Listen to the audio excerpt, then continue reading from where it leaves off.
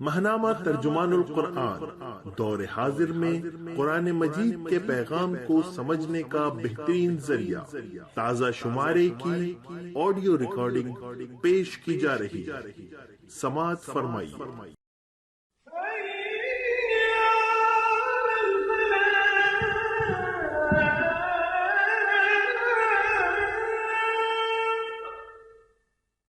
بسم اللہ الرحمن الرحیم۔ اشارات۔ موضوع عبادت اور اسلام میں مطلوب عبادت۔ تحریر سید ابو العلا مودودی رحمہ اللہ۔ ماہانہ عالمی ترجمان القرآن مئی 2021۔ انسان کے مذہبی تصورات میں عبادت کا تصور سب سے پہلا اور اہم تصور ہے، بلکہ زیادہ صحیح یہ ہے کہ مذہب کا بنیادی تصور عبادت ہی ہے۔ یہی وجہ ہے کہ آج تک نوع انسانی کے جتنے مذاہب کا پتہ چلا ہے، عام اس سے کہ وہ انتہا درجے کی وحشی اقوام کے خرافات و اوہام ہوں یا اعلیٰ درجے کی متمدن اقوام کے پاکیزہ معتقدات، ان میں سے ایک بھی عبادت کے تصور و تخیل سے خالی نہیں۔ علم الانسان اور آثار قدیمہ کی تلاش و جستجو کے سلسلے میں پرانی سے پرانی تہذیب کی حامل قوموں کے جو حالات معلوم ہوئے ہیں، وہ اس امر کی شہادت دیتے ہیں کہ گو وہ قومیں عقل و شعور کے بالکل ابتدائی درجے میں تھیں، لیکن اس حالت میں بھی انہوں نے اپنی بساط بھر کسی نہ کسی کو ضرور معبود بنایا ہے اور کوئی نہ کوئی طریقے عبادت ضرور اختیار کیا ہے۔ Note number 1۔ بلکہ علم الانسان کی تازہ ترین تحقیقات سے تو یہ عجیب حقیقت منکشف ہوتی ہے کہ اولین انسانی تہذیب کی حامل قوموں میں خالص توحید کا عقیدہ پایا جاتا ہے اور وہ شرک کے اثرات سے بالکل پاک ہیں۔ ملاحظہ ہو کتاب علم الاقوام، مصنفہ ڈاکٹر بیرن عمر رالف ایہرن فیلس، ترجمہ ڈاکٹر سید عابد حسین، شائع کردہ انجمن ترقی اردو، دہلی 1941، 2 حصے۔ یہ قرآن کریم کے اس بیان کی پوری تصدیق ہے کہ انسان کا اولین مذہب توحید ہے اور شرک بعد کی پیداوار ہے۔ ان تحقیقات نے 19ویں صدی کے فلسفہ مذہب کا نظریہ الٹ دیا۔ مصنف۔ قدیم قوموں کو جانے دیجیے، آج بھی بہت سی انسانی جماعتیں زمین کے مختلف گوشوں میں موجود ہیں جو عقلی و ذہنی اعتبار سے قدیم ترین قوموں کی سطح پر ہیں، یا یوں کہیے کہ نوع انسانی کے بالکل ابتدائی دور کا نقشہ اپنی زندگی میں پیش کر رہی ہیں۔ ان میں مشکل ہی سے کوئی ایسی جماعت دیکھی گئی ہے جو معبود اور عبادت کے تصور سے کلیتاً خالی ہو۔ Note number 1۔ ان معلومات کے لیے کتاب مذکور علم الاقوام کا مطالعہ بہت مفید ہوگا۔ پس یہ ایک ناقابل انکار حقیقت ہے کہ انسان قدیم ترین وحشت و بداوت سے لے کر جدید ترین تہذیب و حضارت تک جتنے مدارج سے گزرا ہے، ان میں سے ہر درجے میں عبادت کا تصور اس کے ساتھ ساتھ رہا ہے، گو اس کے مظاہر و اشکال میں بے شمار تغیرات و اختلافات رونما ہوئے ہیں۔ عبادت ایک فطری جذبہ۔ غور کرنا چاہیے کہ ایسا کیوں ہے؟ کیا وجہ ہے کہ یہ خیال سارے بنی آدم پر حاوی ہے اور تمام زمانوں میں باوجود اختلاف احوال یکساں حاوی رہا ہے؟ کیا یہ بالارادہ اختیار کیا گیا ہے؟ اگر ایسا ہوتا تو ساری نو پر اس کا اس طرح حاوی ہونا غیر ممکن تھا، کیونکہ بالارادہ اختیار کی ہوئی چیزوں میں کبھی کامل اتفاق نہیں ہو سکتا۔ انسان کی اختیار کی ہوئی چیزوں میں سے ایک بھی ایسی نہ ملے گی جس کے اندر ہر مرتبہ اور ہر دور کی تمام انسانی جماعتیں یکساں مشترک ہوں، اور یہ کسی طرح متصور نہیں ہے کہ ہر زمانے کے تمام آدمیوں نے ایک عالمگیر کانفرنس کر کے باہم یہ ٹھہرا لیا ہو کہ وہ کسی کی عبادت ضرور کریں گے، خواہ معبود مختلف اور طریقہ ہائے عبادت بے شمار ہوں۔ پھر جب یہ چیز اختیاری نہیں ہو سکتی تو لامحالہ ماننا پڑے گا کہ عبادت کا جذبہ انسان کے اندر ایک فطری جذبہ ہے۔ Note number 2۔ معترض کہہ سکتا ہے کہ ایسے افراد بکثرت پائے جاتے ہیں اور ایسی جماعتیں بھی موجود ہیں اور تقریباً ہر زمانے میں موجود رہی ہیں جن کا کوئی مذہب نہیں اور جو عملاً و اعتقاداً کسی کی عبادت نہیں کرتیں۔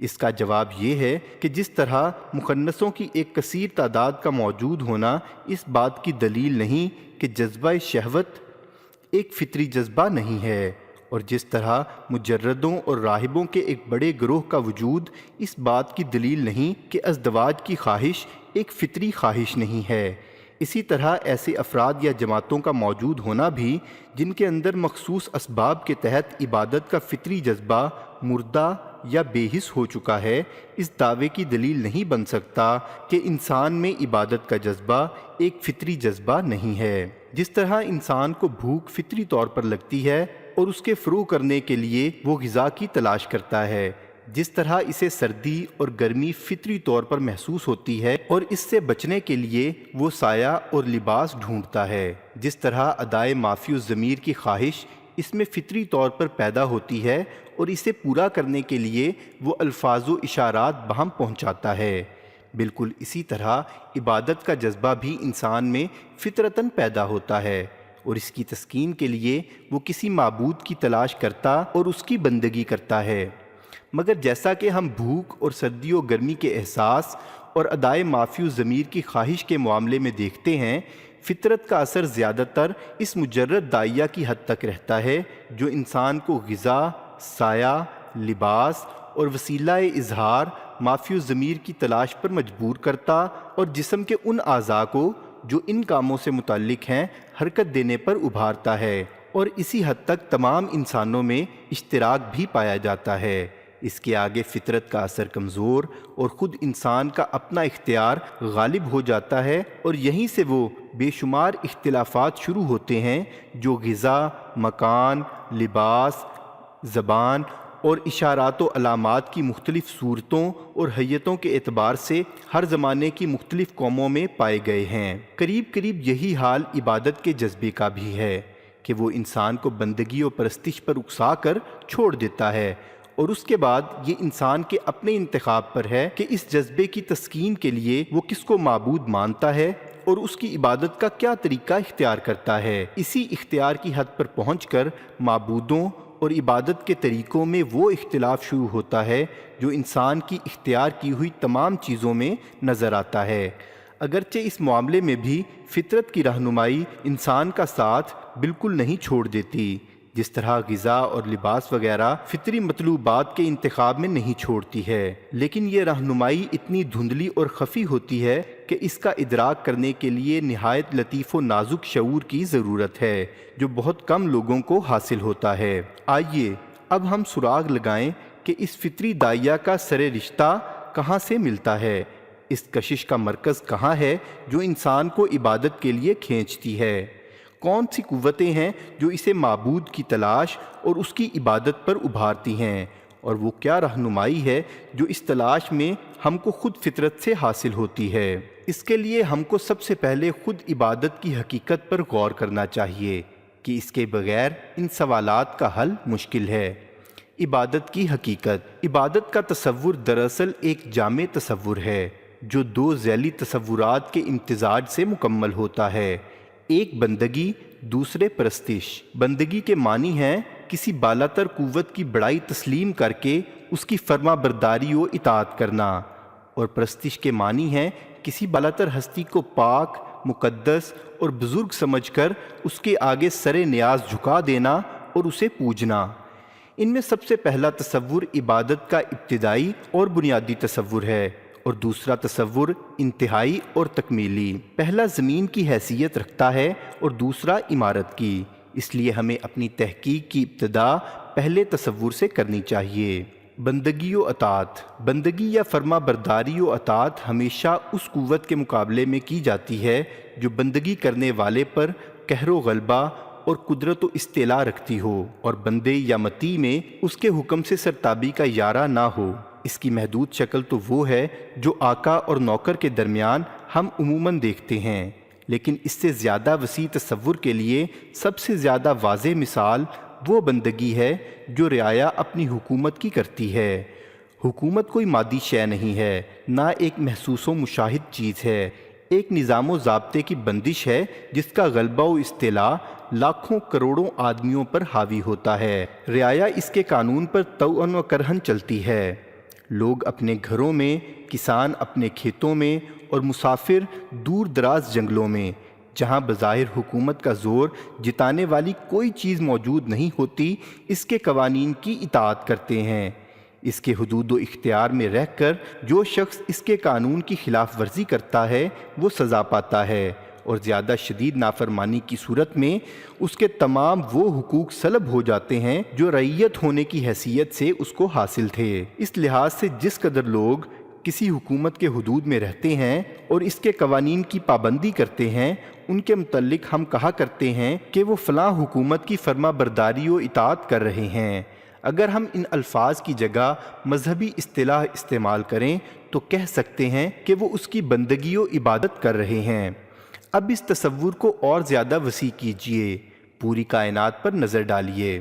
آپ دیکھیں گے کہ سارا عالم اور اس کا ایک ایک ذرہ ایک زبردست نظام میں جکڑا ہوا ہے، اور ایک قانون ہے جس پر خاک کے ایک ذرے سے لے کر آفتاب عالم تاب تک ساری کائنات طوعاً و کرہاً عمل کر رہی ہے۔ کسی شے کی یہ مجال نہیں کہ اس قانون کے خلاف چل سکے۔ جو چیز اس سے ذرہ برابر سرتابی کرتی ہے وہ فساد اور فنا کی شکار ہو جاتی ہے۔ یہ زبردست قانون جو انسان، حیوان، درخت، پتھر، ہوا، پانی، اجسام ارضی اور اجرام فلکی سب پر یکساں حاوی ہے، ہماری زبان میں قانون فطرت یا قانون قدرت کہلاتا ہے۔ اس کے ماتحت جو کام جس چیز کے سپرد کر دیا گیا ہے وہ اس کے کرنے میں لگی ہوئی ہے۔ ہوائیں اس کے اشارے پر چلتی ہیں، بارش اس کے حکم سے ہوتی ہے، پانی اس کے فرمان سے بہتا ہے، سیارے اس کے ارشاد سے حرکت کرتے ہیں۔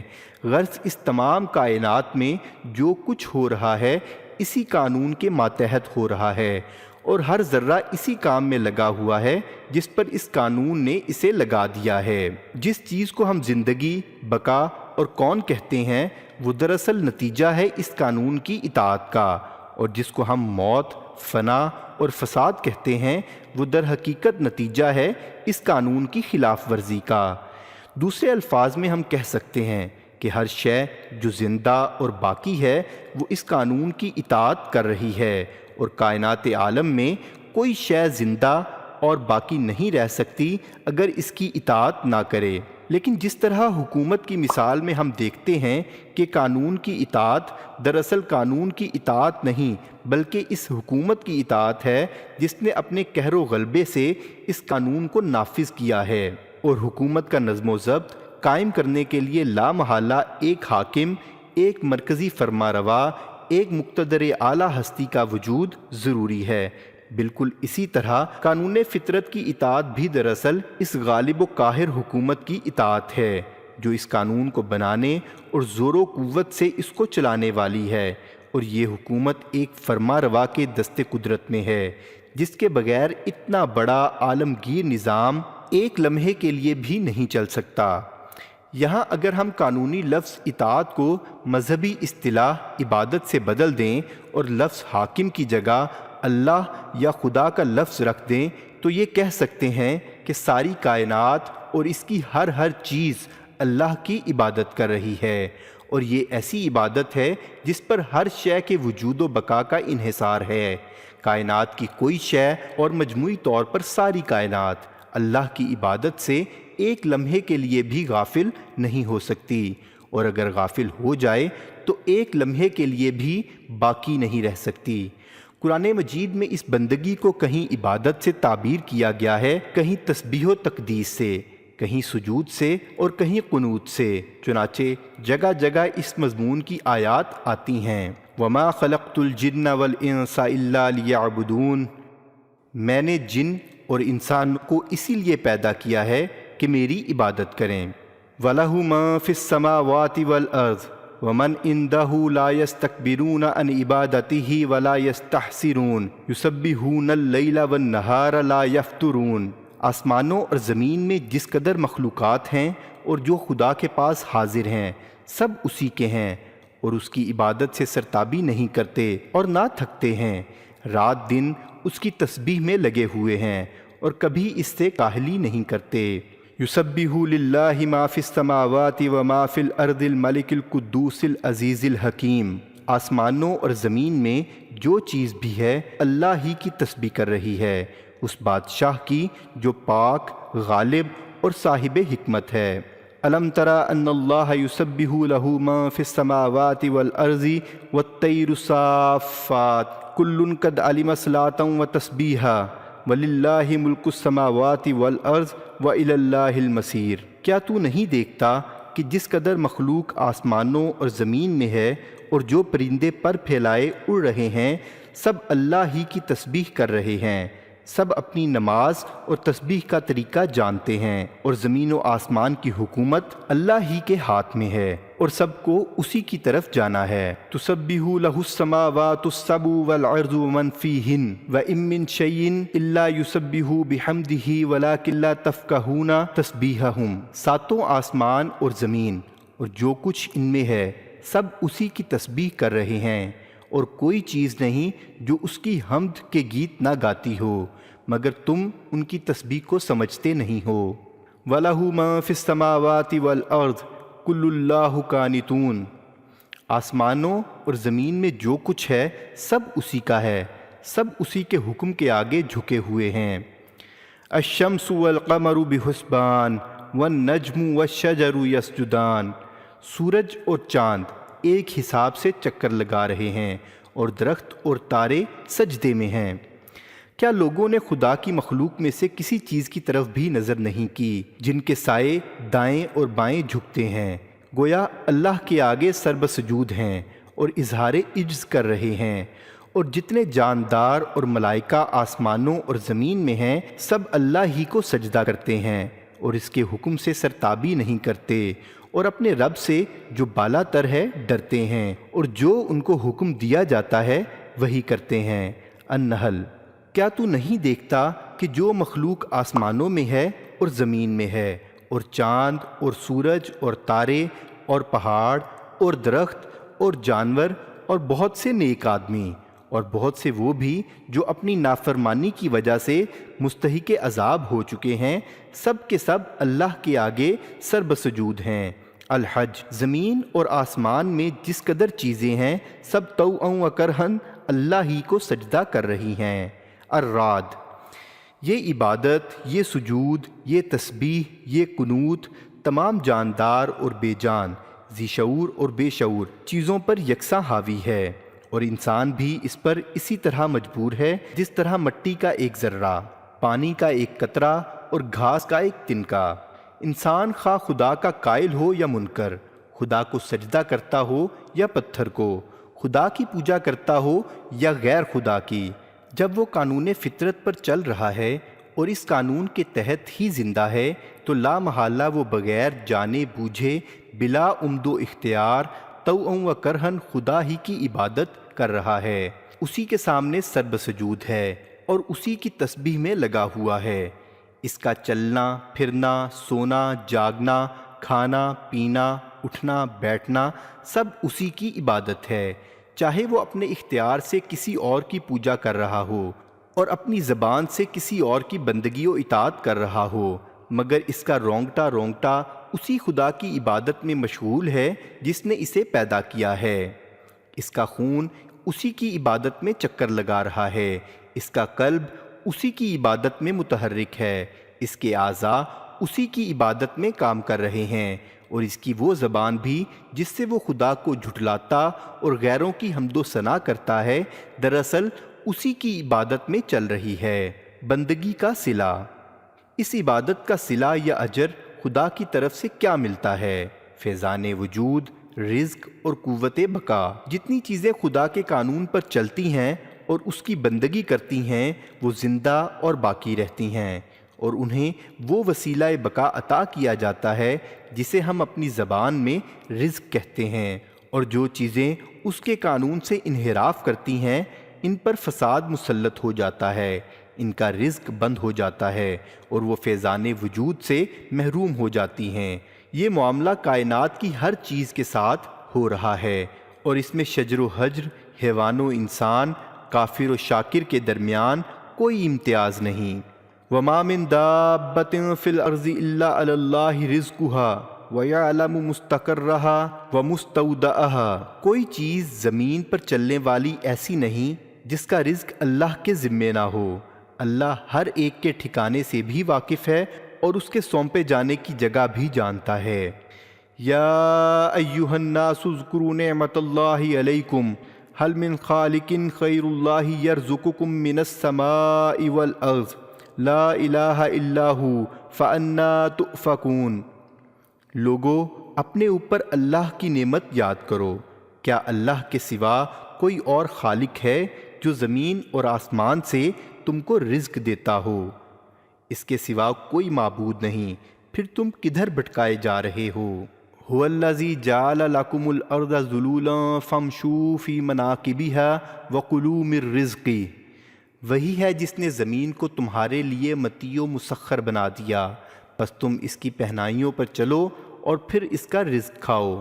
امن یعبد الخلق ثم یعیدہ ومن یرزقکم من السماء والارض االہ مع اللہ قل ہاتوا برہانکم ان کنتم صادقین۔ کون ہے جو مخلوقات کو اول بار پیدا کرتا ہے اور پھر اس کا اعادہ کرتا ہے؟ اور کون ہے جو تم کو آسمان اور زمین سے رزق دیتا ہے؟ کیا اللہ کے سوا کوئی اور معبود بھی ہے؟ اور تم سچے ہو تو اپنی دلیل پیش کرو۔ اولم یروا الی الطیر فوقہم صافات ویقبضن ما یمسکہن الی الرحمن انہ بکل شیء بصیر امن ھذا الذی ھو جند لکم ینصرکم من دون الرحمن ان الکافرون الا فی غرور امن ھذا الذی یرزقکم ان امسک رزقہ بل لجوا فی عتو و نفور۔ کیا یہ لوگ پرندوں کو نہیں دیکھتے جو ان کے اوپر پر پھیلاتے اور سکیڑتے ہوئے اڑ رہے ہیں؟ رحمان کے سوا کوئی نہیں جو ان کو سنبھالے ہوئے ہو، وہ ہر چیز کی دیکھ بھال کرنے والا ہے۔ اور یہ رحمان کے سوا اور کون ہے جو تمہارا لشکر بن کر تمہاری مدد کرتا ہے؟ مگر کافر ہیں کہ دھوکے میں پڑے ہوئے ہیں۔ اور اگر اللہ اپنا رزق بند کر دے تو کون ہے جو تم کو رزق دے سکتا ہے؟ مگر کافر سرکشی اور سرتابی پر جمے ہوئے ہیں۔ اس سے یہ بات بھی واضح ہو جاتی ہے کہ جس طرح انسان اس بندگی میں دوسری اشیاء کے ساتھ مساوی ہے، اسی طرح اس بندگی کے اجر اور معاوضے میں بھی وہ اس کے ساتھ مساوی رکھا گیا ہے۔ انعام کی صورتوں کا فرق جو کچھ بھی ہے دراصل استعداد اور حاجتوں کے فرق پر مبنی ہے، لیکن صورتوں سے قطع نظر کر کے اگر حقیقت کو دیکھا جائے تو معلوم ہوتا ہے کہ جس طرح ایک درخت، ایک جانور، ایک چڑیا، ایک گھاس کی پتی کی احتیاج و استعداد کے مطابق اللہ اس کی دیکھ بھال، خبرگیری، امداد و اعانت اور رزق رسانی کر رہا ہے، اسی طرح انسان کی احتیاج و استعداد کے مطابق اس پر بھی انعام فرماتا ہے۔ اس بارے میں انسان کو دوسری مخلوقات کے مقابلے میں اگر کوئی فضیلت ہے تو محض وہ صورت انعام کے اعتبار سے، نہ کہ حقیقت انعام کے اعتبار سے۔ اور صورت انعام کا حال یہ ہے کہ وہ ہر شے کی طبیعت اور حاجت کے عین مناسب ہے۔ ایک چوہے پر جو انعام فرمایا گیا ہے، انعام کی وہی صورت اس کی فطرت اور ضرورت سے مناسبت رکھتی ہے۔ دوسری کوئی صورت جس کو ہم بہتر سمجھتے ہیں اس کے لیے انعام نہیں، سزا ہو جائے گی۔ ایک بڑے سے بڑا منعم انسان جو آرام اپنی پھولوں کی سیج پر محسوس کرتا ہے، وہی آرام ایک چھوٹی سے چھوٹی چڑیا اپنے گھاس پھونس کے گھونسلے میں محسوس کرتی ہے۔ پھولوں کی سیج تنکوں کے گھونسلے پر لاکھ فخر کرے، مگر حقیقت میں گھونسلے والے کی استعداد کے مطابق اس کی احتیاج پوری کی گئی ہے۔ اس حیثیت سے دونوں پر خدا کا انعام یکساں ہے۔ پھر یہی معاملہ کافر و شاکر، مومن و مشرک کے ساتھ بھی یکساں ہے۔ جو لوگ خدا کے منکر ہیں اور اس کی پرستش نہیں کرتے، جو اس کے ساتھ اس کی مخلوق کو شریک کرتے ہیں، جو شجر و حجر کو اس کے مد مقابل ٹھہراتے ہیں، ان پر بھی رزق اور فیضان وجود اور حفاظت و خبرگیری کا انعام اسی طرح ہوتا ہے جس طرح پکے معاہدوں اور خدا پرستوں پر ہوتا ہے۔ بلکہ اگر قانون فطرت کی پیروی یا بالفاظ دیگر فطری عبادت میں ایک کافر ایک مومن سے بڑھا ہوا ہے تو اس کی عبادت کا صلہ بھی کافر کو مومن سے بہتر صورت میں عطا ہوتا ہے، خواہ وہ حقیقت کی نگاہ میں متاع غرور ہی کیوں نہ ہو۔ جذبہ عبادت کیوں پیدا ہوتا ہے؟ اب یہ سوال بآسانی حل ہو جاتا ہے کہ انسان میں عبادت کا جذبہ فطری طور پر کیوں پیدا ہوتا ہے اور وہ کیوں اپنے معبود کو تلاش کرتا ہے۔ جب ساری کائنات اور اس کی ہر چیز ایک غالب و قاہر فرما روا کی بندگی کر رہی ہے اور جب کہ خود انسان کا اپنا بھی ایک ایک رونگٹا اس کی عبادت میں لگا ہوا ہے، وہ تمام عناصر جن سے انسان کا جسم مرکب ہے اس کے آگے سربسجود ہیں۔ انسانی جسم میں ان عناصر کی ترکیب اس کے فرمان سے ہوئی ہے اور انسان کا وجود ہر آن اس کی بندگی ہی پر منحصر ہے، تو آپ سے آپ بندگی و عبودیت انسان کی سرشت میں داخل ہو گئی ہے۔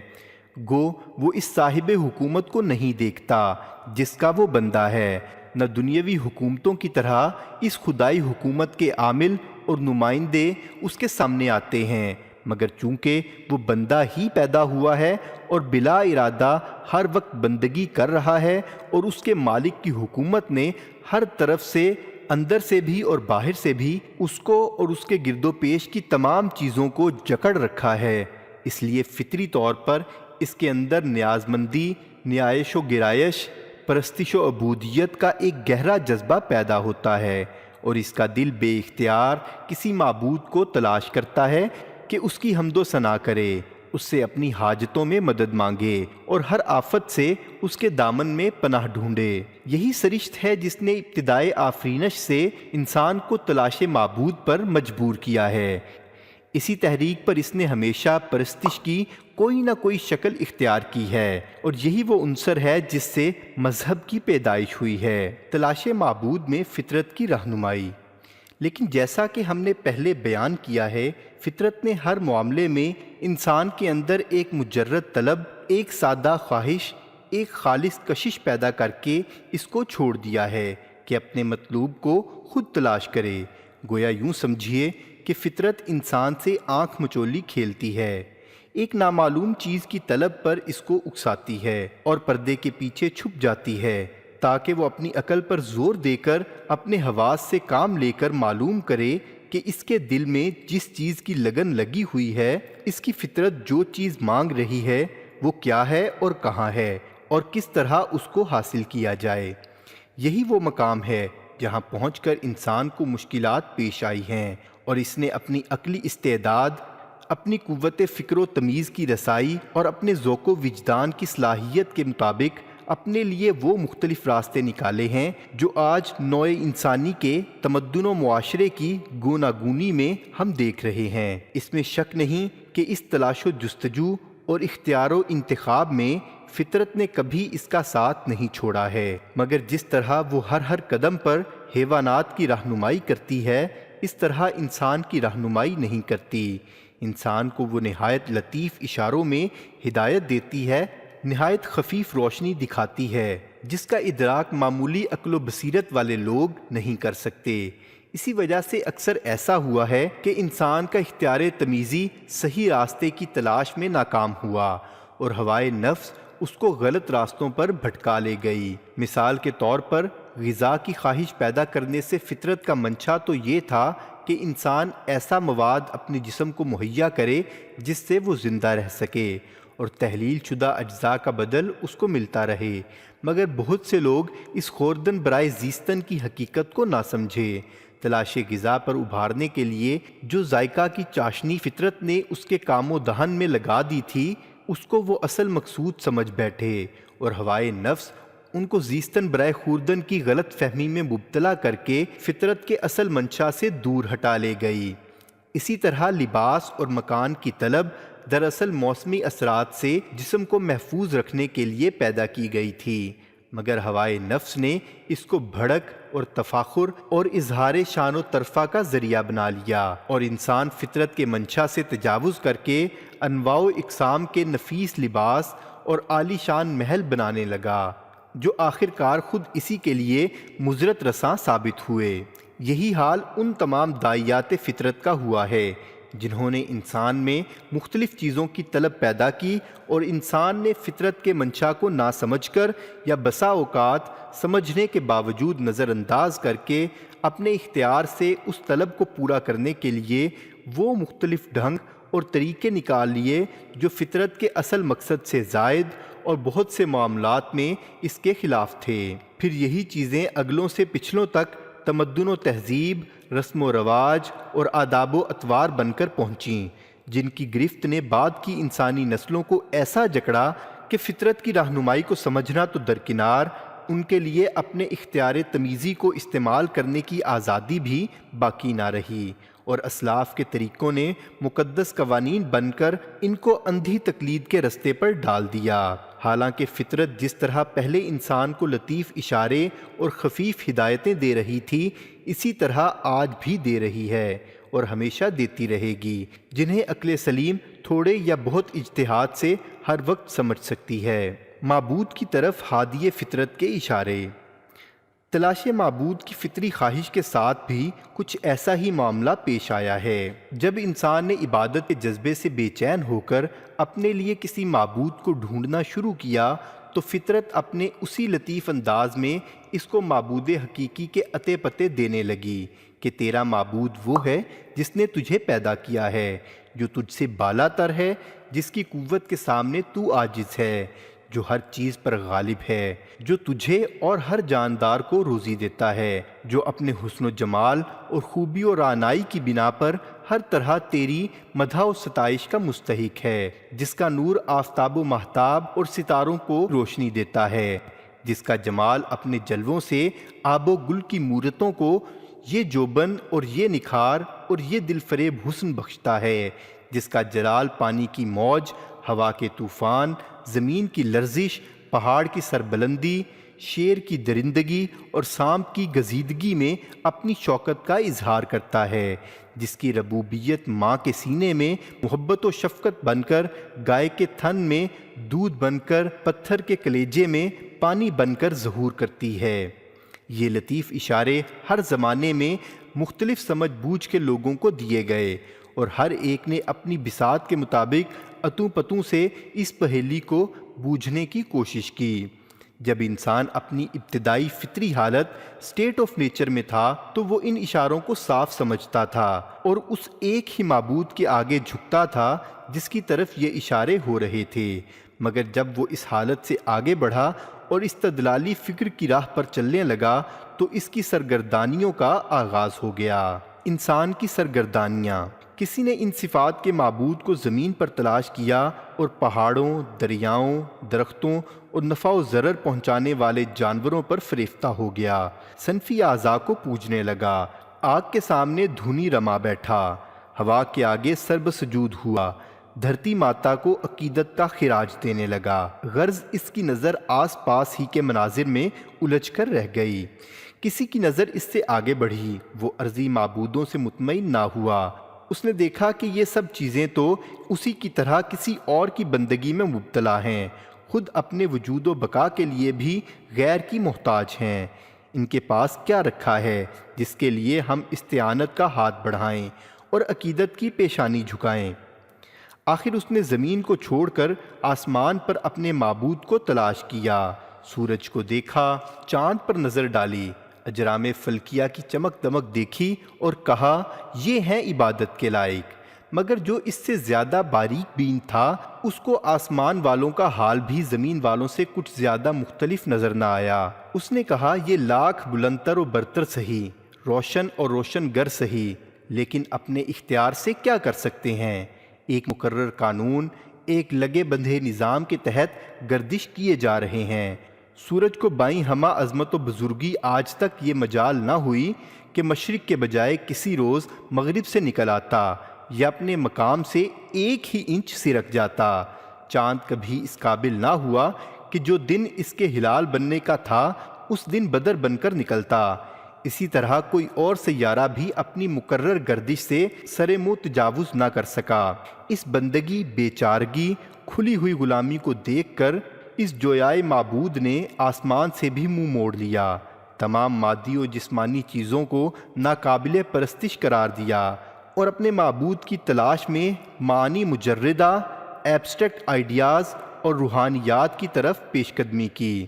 نور کا پروانہ بنا، دولت کی دیوی کا فریفتہ ہوا، محبت کے دیوتا پر ریجھا، حسن کی دیوی کا گرویدہ ہوا، قوت کے دیوتا کو سجدہ کیا، مدبرات عالم ورلڈ فورسز کے ہیکل تجویز کیے اور ان کی عبادت اختیار کی، ارواح اور عقول، لوگوز اور ملائکہ کو مسجود بنایا اور سمجھا کہ یہی عبادت کے لائق ہیں۔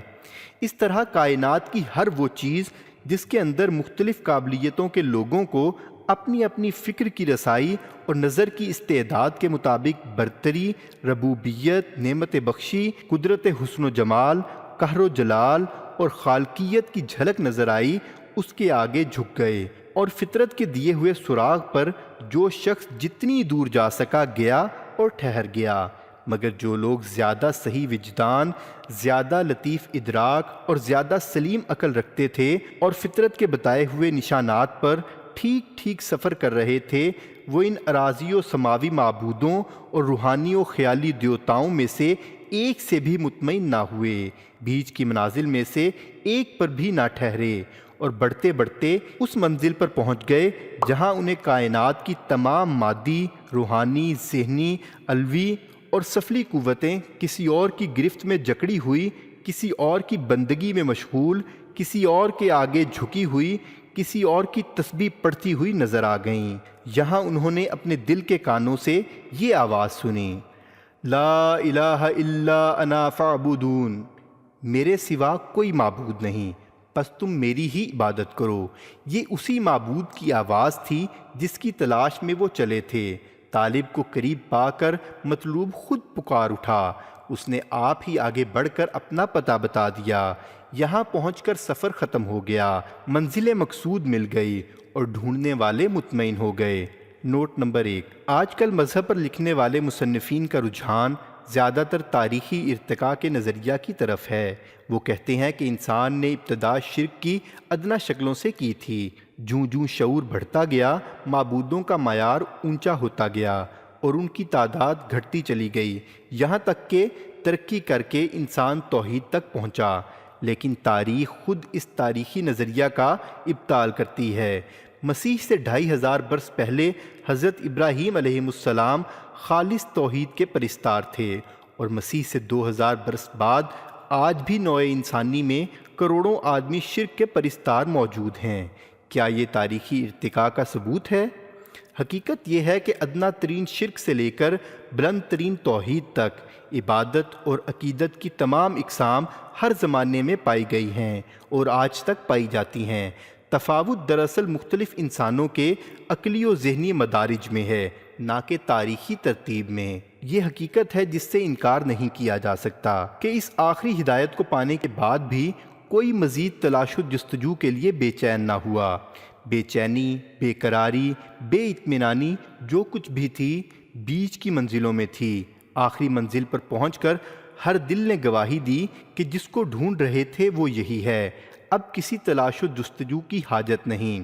الا بذکر اللہ تطمئن القلوب، خبردار رہو، اللہ کی یاد ہی وہ چیز ہے جس سے دلوں کو اطمینان نصیب ہوا کرتا ہے۔ انسان اپنے معبود کی تلاش میں جب تک خدائے واحد تک نہ پہنچا بے چین رہا، غیر مطمئن رہا، اس کے دل میں تلاش کی بے کلی اور جستجو کی کھٹک برابر چٹکیاں لیتی رہی، مگر جب خدائے واحد کو اس نے پا لیا تو اس کا دل مطمئن ہو گیا، پھر کبھی اس نے تلاش معبود کی بے چینی محسوس نہ کی۔ خدائے واحد ہی حقیقی معبود ہے۔ اب سوال یہ ہے کہ ایسا کیوں ہوا؟ کیا وجہ ہے کہ تلاش معبود کا یہ سفر خدا کے سوا کسی غیر پر ختم نہیں ہوا اور خدا تک پہنچ کر ایسا ختم ہوا کہ پھر کسی اور کی جستجو دل میں پیدا نہ ہوئی؟ غور کرنے سے اس کی ایک ہی وجہ سمجھ میں آتی ہے، اور وہ یہ ہے کہ انسان کو جو فطری جذبہ پرستش پر مجبور کرتا ہے اس کا اصل مقصد خدائے واحد ہی کی پرستش ہے۔ جب تک وہ اپنے اس معبود حقیقی کو نہیں پہنچ جاتا مطمئن نہیں ہوتا اور نہیں ہو سکتا۔ یہ دوسری بات ہے کہ عقل و فکر کی نارسائی یا تعصب اور ہٹ دھرمی یا آباء و اجداد کی اندھی تقلید بعض افراد کو یہ بے اطمینانی محسوس نہ ہونے دے۔ جیسا کہ ہم اوپر کہہ چکے ہیں، انسان کے اندر پرستش کا فطری جذبہ پیدا ہی اس وجہ سے ہوتا ہے کہ اس کے گرد و پیش کائنات کا ذرہ ذرہ خدا کی بندگی میں مشغول ہے۔ ایسی حالت میں جب ایک ظلم و جہول انسان خدا سے ناواقف ہو کر غیر خدا کی پرستش کے لیے جھکتا ہے تو اس کے گرد و پیش کا کوئی عنصر، حتیٰ کہ خود اس کے اپنے جسم کا بھی کوئی جز اس کا ساتھ نہیں دیتا۔ وہ جن پاؤں سے اپنے خود ساختہ معبود کی طرف بڑھتا ہے وہ خدا کی عبادت میں چلتے ہیں، جن ہاتھوں سے اس کے آگے نظر پیش کرتا ہے وہ خدا کی بندگی میں حرکت کرتے ہیں، جس پیشانی سے اس کو سجدہ کرتا ہے وہ خدا کے سجدے میں جھکی ہوئی ہوتی ہیں، جس زبان سے اس کی بڑائی بیان کرتا ہے وہ خدا کی تقدیس و تمجید میں مشغول ہوتی ہے۔ ایسی حالت میں اس کی یہ ساری پرستش، یہ ساری نیائش و گرائش ایک جھوٹ، ایک افتراء، ایک بہتان، ایک صریح جول ہوتی ہے، جس کے بطلان پر کائنات کا ہر ذرہ گواہی دیتا ہے، اور خود انسان کی فطرت اپنی لطیف و غیر محسوس آواز میں بار بار اسے تنبیہ کرتی ہے کہ یہ تو کس دھوکے میں پڑ گیا ہے۔ کیا تجھے بندے کی بندگی، پرستار کی پرستش، فرما بردار کی فرما برداری کرتے شرم نہیں آتی؟ اف لکم ولما تعبدون من دون اللہ، تف ہے تم پر اور تمہارے ان معبودوں پر جن کی تم اللہ کو چھوڑ کر پوجا کر رہے ہو۔ پرستش اور بندگی کی یکجائی۔ پرستش دراصل بندگی کی فرع ہے اور اپنی عین فطرت کے اقتضاء سے اپنی اصل کے ساتھ رہنا چاہتی ہے۔ جب انسان اپنے جہل اور بے خبری کی بنا پر فرع کو اصل سے جدا کرتا ہے، بندگی ایک کی کرتا ہے اور پرستش دوسرے کی، تو یہ تفریق سراسر فطرت کے خلاف واقع ہوتی ہے اور ایک نہایت خفی و غیر محسوس تحت الشعوری بے اطمینانی پیدا ہو جاتی ہے، بخلاف اس کے جب نادانی کا پردہ درمیان سے اٹھ جاتا ہے، انسان کو اس حقیقت کا علم ہو جاتا ہے کہ معبود وہی ہے جو مالک اور خالق اور پروردگار ہے، تو بندگی اور پرستش دونوں یکجا ہو جاتی ہیں، فرع اصل سے مل جاتی ہے، بیٹی اپنی ماں کی آغوش میں پہنچ جاتی ہے، اور اس وصال سے وہ لطف، وہ مزہ، وہ اطمینان قلب حاصل ہوتا ہے جو ہجر و فراق کی حالت میں مفقود تھا۔ خلافت و نیابت الہی۔ بندگی اور پرستش کی یہی مواصلت ہے جس سے انسان کو دوسری مخلوقات پر شرف حاصل ہوتا ہے اور وہ اس مرتبہ پر پہنچتا ہے جسے خدا نے اپنی خلافت و نیابت قرار دیا ہے۔ عرض کر چکا ہوں کہ خدا کی بندگی تو انسان آپ سے آپ بلا عمد و اختیار بغیر جانے بوجھے کر ہی رہا ہے، اور ٹھیک اسی طرح کر رہا ہے جس طرح لا یاکل حیوان، بے شعور درخت، بے جان پتھر کر رہے ہیں۔ اس حیثیت سے اس میں اور دوسری مخلوقات میں کوئی فرق نہیں، اور اس بندگی کا جو انعام ہے یعنی فیضان وجود اور عطائے رزق، اس میں بھی وہ فی الحقیقت دوسری مخلوقات سے ممتاز نہیں ہے۔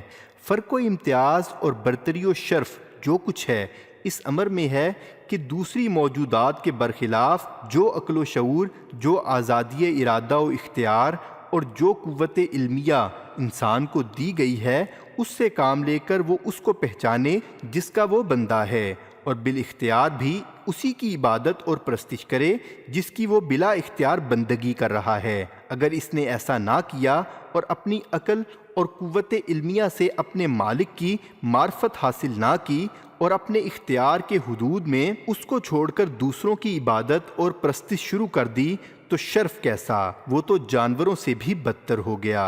لہم قلوب لا یفقہون بہا ولہم اعین لا یبصرون بہا ولہم اذان لا یسمعون بہا اولئک کالانعام بل ہم اضل اولئک ہم الغافلون۔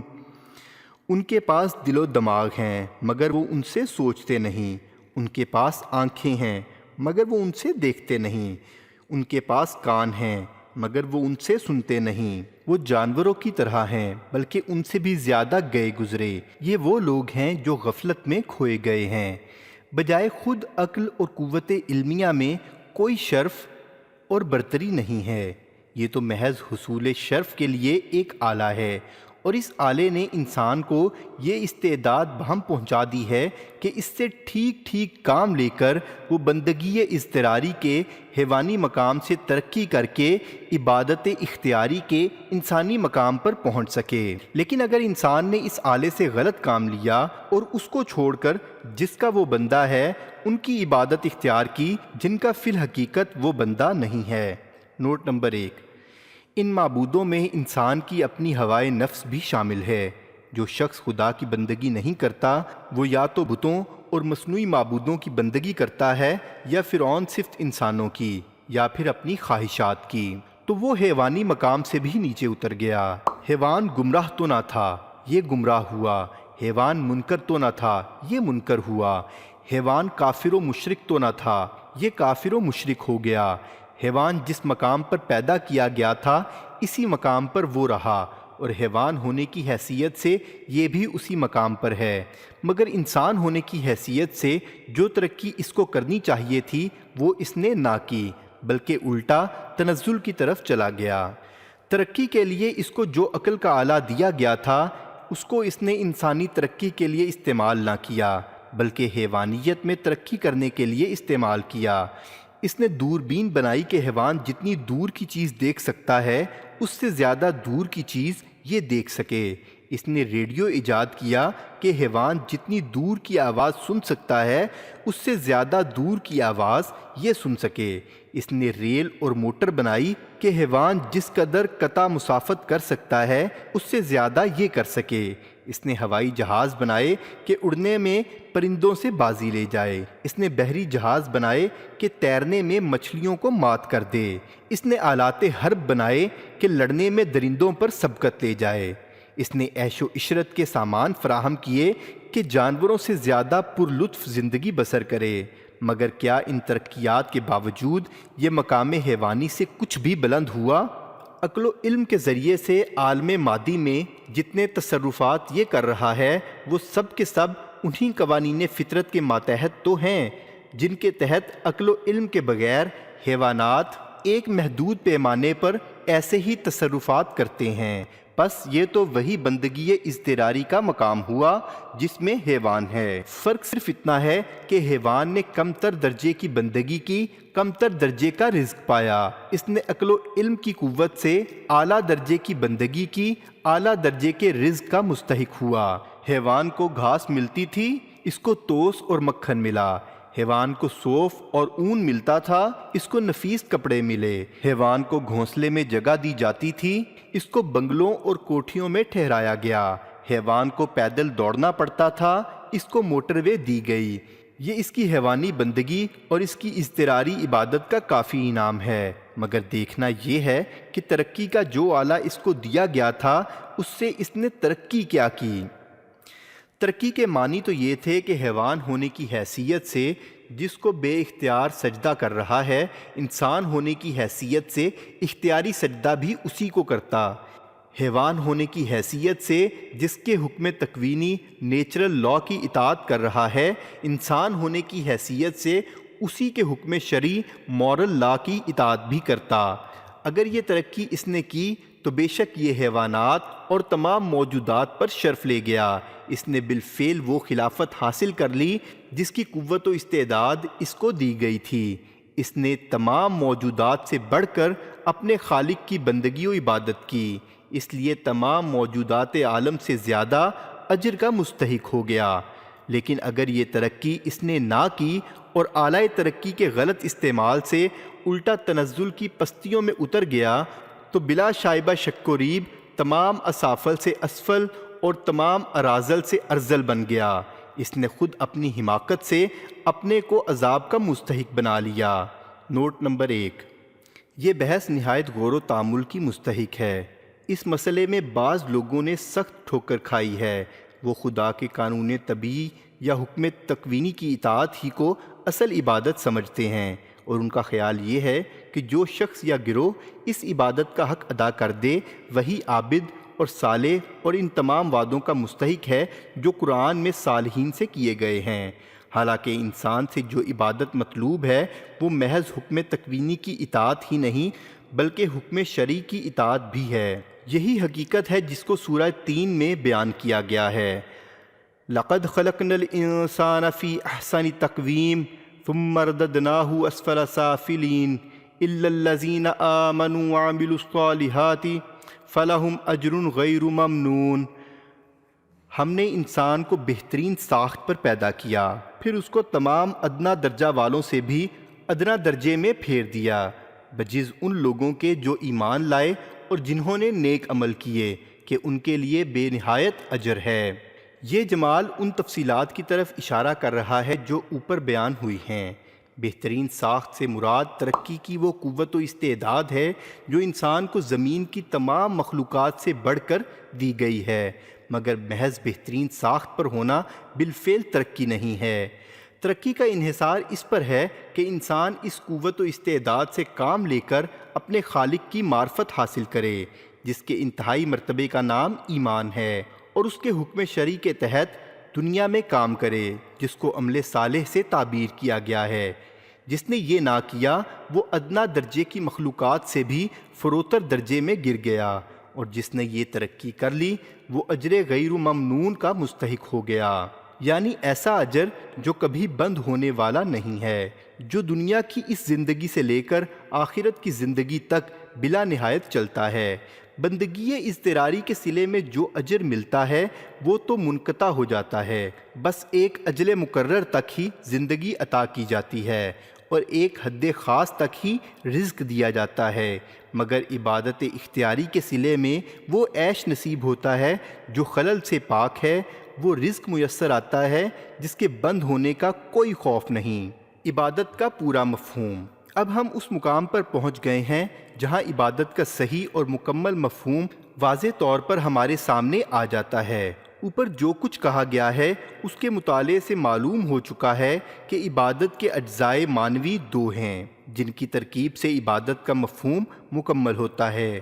ایک بندگی یعنی قانون فطرت کی ٹھیک ٹھیک پیروی اور اس سے منحرف نہ ہونا، دوسرے پرستش جو اپنی تکمیل کے لیے دو چیزوں کی محتاج ہے۔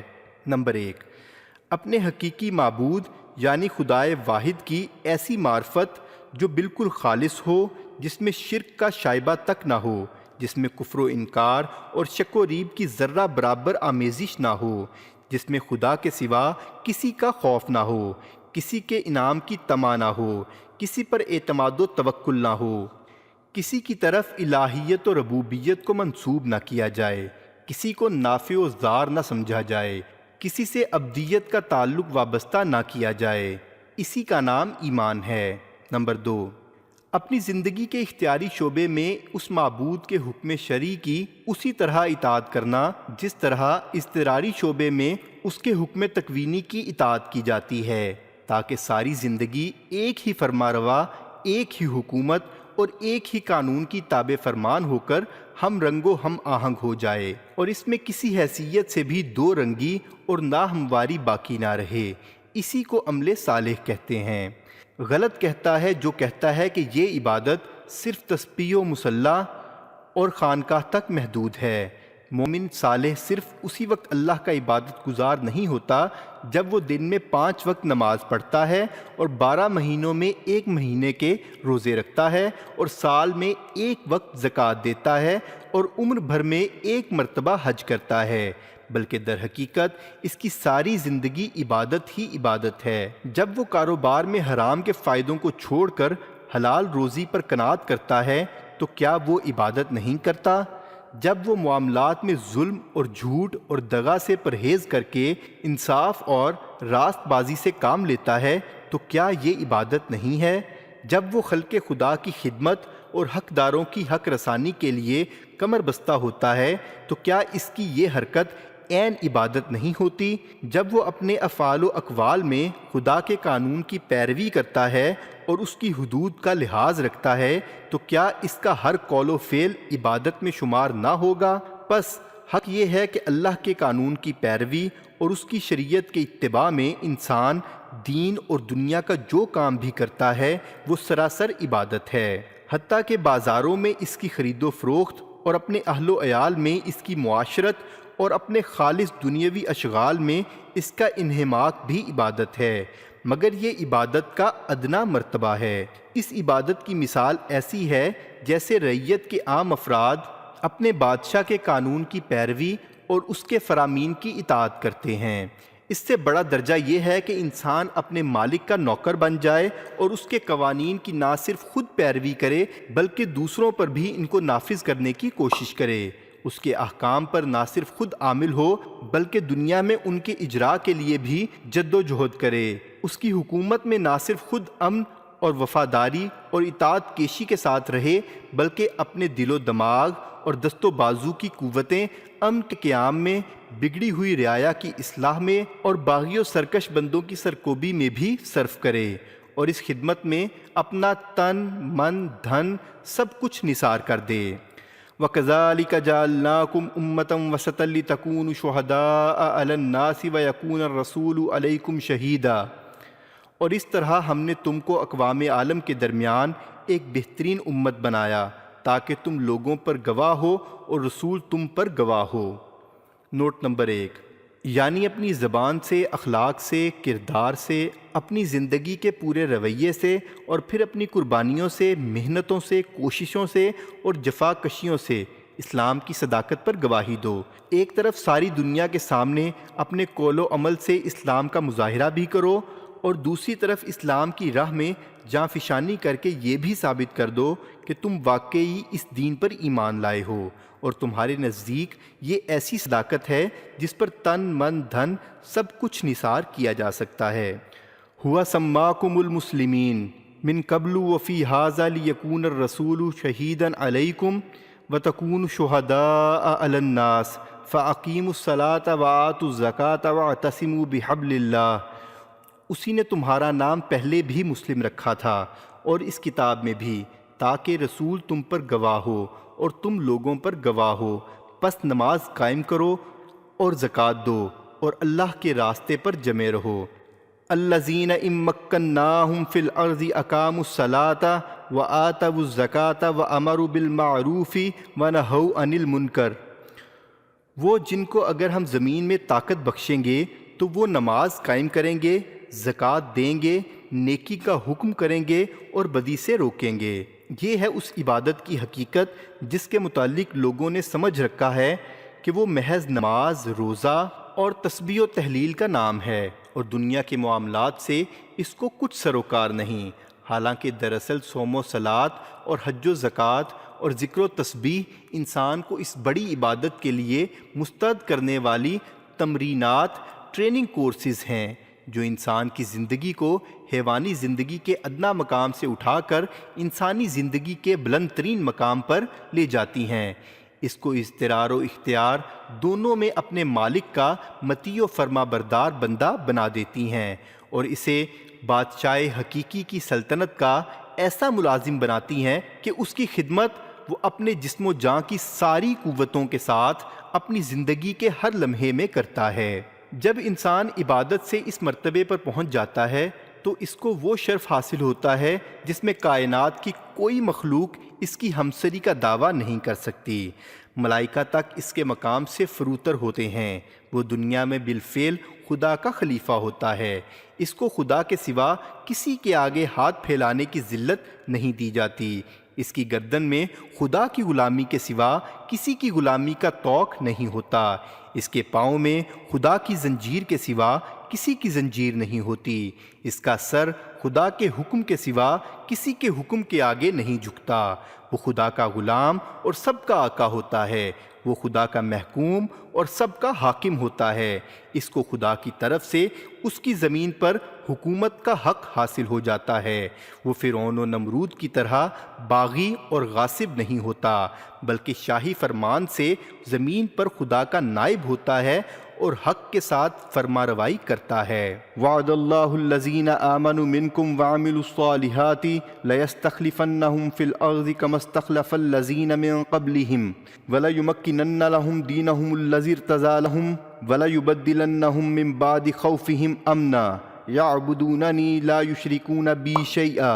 تم میں سے جو لوگ ایمان لائے اور جنہوں نے نیک عمل کیے، ان سے اللہ نے وعدہ کیا ہے کہ ان کو یقیناً زمین میں خلیفہ بنائے گا، جس طرح ان سے پہلے کے لوگوں کو بنا چکا ہے، اور ضرور ان کے دین کو جسے اس نے ان کے لیے پسند کیا ہے مضبوطی کے ساتھ قائم کرے گا، اور بالیقین ان کی حالت خوف کو امن سے بدل دے گا۔ بس وہ میری عبادت کریں اور میرے ساتھ کسی کو شریک نہ کریں۔ یہ تو دنیا کا انعام ہے، اور آخرت کا انعام کیا ہے؟ یہ کہ وَمَن يُطِعِ اللَّهَ وَرَسُولَهُ وَيَخْشَ اللَّهَ وَيَتَّقْهِ فَأُولَٰئِكَ هُمُ الْفَائِزُونَ، اور جس نے اللہ اور اس کے رسول کی اطاعت کی اور اللہ سے ڈرا اور اس کے غضب سے بچا تو ایسے ہی لوگ کامیاب ہیں۔ رجال لا تلہیہم تجارۃ ولا بیع عن ذکر اللہ واقام الصلاۃ وایتاء الزکاۃ یخافون یوما تتقلب فیہ القلوب والابصار لیجزیہم اللہ احسن ما عملوا ویزیدہم من فضلہ۔ وہ لوگ جن کو کوئی تجارت اور کوئی خرید و فروخت اللہ کے ذکر اور اقامت نماز اور ادائے زکوٰۃ سے غافل نہیں کرتی، جو ڈرتے ہیں اس دن سے جب دل الٹ جائیں گے اور آنکھیں پھر جائیں گی، ان کو امید ہے کہ اللہ ان کے اعمال کا بہتر سے بہتر بدلہ دے گا اور اپنے فضل سے اس پر مزید اضافہ کرے گا۔ عبادت کا غلط مفہوم اور نتیجہ۔ افسوس کہ عبادت کے اس صحیح اور حقیقی مفہوم کو مسلمان بھول گئے۔ انہوں نے چند مخصوص اعمال کا نام عبادت رکھ لیا اور سمجھے کہ بس انہی اعمال کو انجام دینا عبادت ہے اور انہی کو انجام دے کر عبادت کا حق ادا کیا جا سکتا ہے۔ اس عظیم و شان غلط فہمی نے عوام اور خواص دونوں کو دھوکے میں ڈال دیا۔ عوام نے اپنے اوقات میں سے چند لمحے خدا کی عبادت کے لیے مختص کر کے باقی تمام اوقات کو اس سے آزاد کر لیا۔ قانون الہی کی دفعات میں سے ایک ایک دفعہ کی خلاف ورزی کی، حدود اللہ میں سے ایک ایک حد کو توڑا، جھوٹ بولے، غیبت کی، بد عہدیاں کی، حرام کے مال کھائے، حقداروں کے حق مارے، کمزوروں پر ظلم کیا، نفس کی بندگی میں دل، آنکھ، ہاتھ اور پاؤں سب کو نافرمانی کے لیے وقف کر دیا، مگر 5 وقت کی نماز پڑھ لی، زبان اور حلق کی حد تک قرآن کی تلاوت کر لی، سال میں مہینے بھر کے روزے رکھ لیے، اپنے مال میں سے کچھ خیرات کر دی، ایک مرتبہ حج بھی کرائے اور سمجھے کہ ہم خدا کے عبادت گزار بندے ہیں۔ کیا اسی کا نام خدا کی عبادت ہے کہ اس کے سجدے سے سر اٹھاتے ہی ہر معبود باطل کے آگے جھک جاؤ، اس کے سوا ہر زندہ اور مردہ کو حاجت روا بناؤ، ہر اس بندے کو خدا بنا لو جس میں تم کو نقصان پہنچانے یا نفع دینے کی ذرہ برابر بھی قوت نظر آئے؟ روٹی کے ایک ٹکڑے کے لیے کفار و مشرکین تک کے آگے ہاتھ جوڑو اور ان کے پاؤں چومو، انہی کو رازق سمجھو، انہی کو عزت اور ذلت دینے والا سمجھو، انہی کے قانون کو قانون سمجھو اس لیے کہ وہ طاقت رکھتے ہیں۔ خدا کے قانون کو بے تکلف توڑ دو اس لیے کہ تمہارے زوم باطل میں وہ اپنے قانون کو نافذ کرنے کی قوت نہیں رکھتا۔ کیا یہی تمہارا اسلام ہے؟ یہی تمہارے ایمان کی شان ہے؟ اسی پر تمہیں گمان ہے کہ تم خدا کی عبادت کرتے ہو؟ اگر یہی اسلام اور ایمان ہے اور یہی اللہ کی عبادت ہے تو پھر وہ کیا چیز ہے جس نے تم کو دنیا میں ذلیل و خوار کر رکھا ہے؟ کیا چیز ہے جو تم سے خدا کے سوا ہر در کی گدائی کرا رہی ہے؟ کس چیز نے تمہاری گردنوں میں غلامی اور ذلت کے طوق ڈال رکھے ہیں؟ خواص نے اس کے برعکس دوسرا راستہ اختیار کیا، وہ تسبیح و مصلی لے کر حجروں میں بیٹھ گئے۔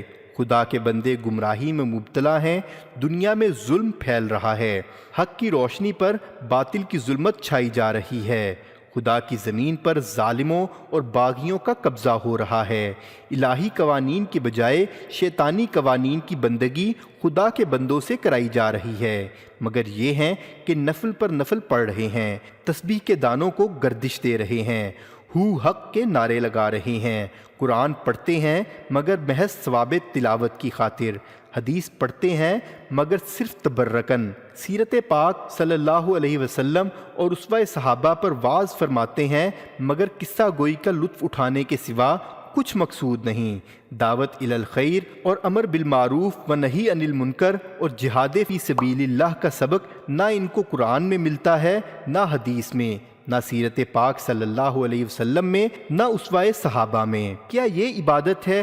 کیا یہی عبادت ہے کہ بدی کا طوفان تمہارے سامنے اٹھ رہا ہو اور تم آنکھیں بند کیے ہوئے مراقبے میں مشغول رہو؟ کیا عبادت اسی کو کہتے ہیں کہ گمراہی کا سیلاب تمہارے حجرے کی دیواروں سے ٹکرا رہا ہو اور تم دروازے بند کر کے نفل پر نفل پڑھے جاؤ؟ کیا عبادت اسی کا نام ہے کہ کفار 4 دانگ عالم میں شیطانی فتوحات کے ڈنکے بجاتے پھریں، دنیا میں انہی کا علم پھیلے، انہی کی حکومت کار فرما ہو، انہی کا قانون رواج پائے، انہی کی تلوار چلے، انہی کے آگے بندگان خدا کی گردنیں جھکیں اور تم خدا کی زمین اور خدا کی مخلوق کو ان کے لیے چھوڑ کر نمازیں پڑھنے، روزے رکھنے اور ذکر و شغل کرنے میں منہمک ہو جاؤ۔ اگر عبادت یہی ہے جو تم کر رہے ہو اور اللہ کی عبادت کا حق اسی طرح ادا ہوتا ہے تو پھر یہ کیا ہے کہ عبادت تو تم کرو اور زمین کی حکومت و فرما روائی دوسروں کو ملے۔ کیا معاذ اللہ خدا کا وہ وعدہ جھوٹا ہے جو اس نے قرآن میں تم سے کیا تھا کہ وعد اللہ الذین آمنوا منکم وعملوا الصالحات لیستخلفنہم فی الارض کما استخلف الذین من قبلہم وليمکنن لہم دینہم الذی ارتضی لہم وليبدلنہم من بعد خوفہم امنا یعبدوننی لا یشرکون بی شیئا۔ تم میں سے جو لوگ ایمان لائے اور جنہوں نے نیک عمل کیے ان سے اللہ نے وعدہ کیا ہے کہ ان کو یقیناً زمین میں خلیفہ بنائے گا جس طرح ان سے پہلے کے لوگوں کو بنا چکا ہے، اور ضرور ان کے دین کو جسے اس نے ان کے لیے پسند کیا ہے مضبوطی کے ساتھ قائم کرے گا، اور بالیقین ان کی حالت خوف کو امن میں بدل دے گا۔ بس وہ میری عبادت کریں اور میرے ساتھ کسی کو شریک نہ کریں۔ اگر خدا اپنے وعدے میں سچا ہے اور اگر یہ واقعہ ہے کہ تمہاری اس عبادت کے باوجود نہ تم کو زمین کی خلافت حاصل ہے، نہ تمہارے دین کو تمکن نصیب ہے، نہ تم کو خوف کے بدلے میں امن میسر آتا ہے، تو تم کو سمجھنا چاہیے کہ تم اور تمہاری ساری قوم عبادت گزار نہیں بلکہ تارک عبادت ہے، اور اسی ترک عبادت کا وبال ہے جس نے تم کو دنیا میں ذلیل کر رکھا ہے۔ ماہنامہ ترجمان القرآن، حیدرآباد دکن، جولائی 1935، صفحہ 13 تا 27، 1 اگست، صفحہ 11-12۔